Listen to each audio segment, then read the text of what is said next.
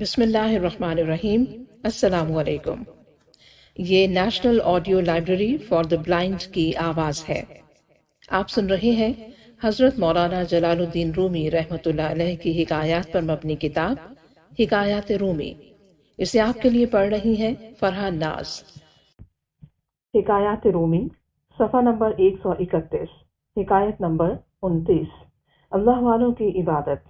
ایک ولی اللہ امامت کے لیے کھڑے ہوئے۔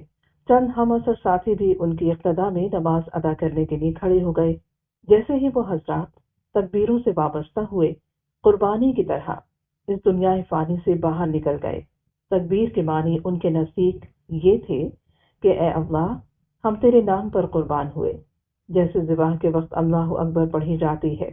انہوں نے اللہ اکبر پڑھی اور اپنے نفس کا سر کاٹ دیا۔ جسم شہوتوں اور حرص سے چھوٹ گیا۔ بسم اللہ کے ذریعے نماز میں بسمل ہو گیا۔ اس کے بعد انہوں نے قیامت کے دن کی طرح اللہ کے حضور کھڑے ہو کر ہاتھ باندھ دیے۔ پھر اللہ پوچھتے، میرے لیے کیا لایا؟ میں نے ایک عمر تمہیں عطا کی، روزی دی، طاقت دی، تو نے کس کس کام میں لگائی؟ بینائی، سماعت اور دیگر حواس کی دولت دی، تو نے کس طرح استعمال کی؟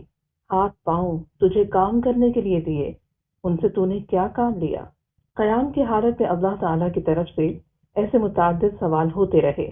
چونکہ انسان کا دامن خالی تھا، لہٰذا وہ سوالوں کی تاب نہ لا سکا اور فوراً رکوع میں چلا گیا۔ شرم سے رکوع میں اللہ کی عظمت کی بڑائی کرنے لگا۔ اللہ کا حکم ہوتا ہے رکوع سے اٹھ اور جواب دے۔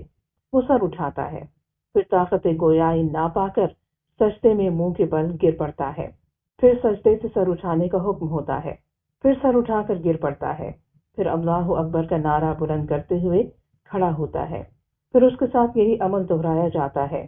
دوسری رکعت مکمل کرنے کے بعد کھڑے ہونے کی تاب نہ پا کر قعدے میں بیٹھ جاتا ہے۔ اس میں اللہ رب العزت پھر فرماتے ہیں، میں نے تجھے بے شمار نعمتیں دی، تو نے کیسے خرچ کی؟ مجھے حساب دے۔ چونکہ اس کے پاس کچھ بھی نہیں ہوتا، وہ جواب نہیں دے پاتا۔ داہنے طرف سلام کہتا ہے اور انبیاء کرام علیہم السلام کو مخاطب کر کے اپنی مدد کے لیے بلاتا ہے۔ پھر بائیں جانب اپنے اہل خاندان اور دوست احباب کو سلام کہہ کر مدد کے لیے بلاتا ہے۔ دونوں طرف سے مایوس ہو کر رحیم و کریم آقا کے حضور دعا کے لیے ہاتھ بلند کر لیتا ہے۔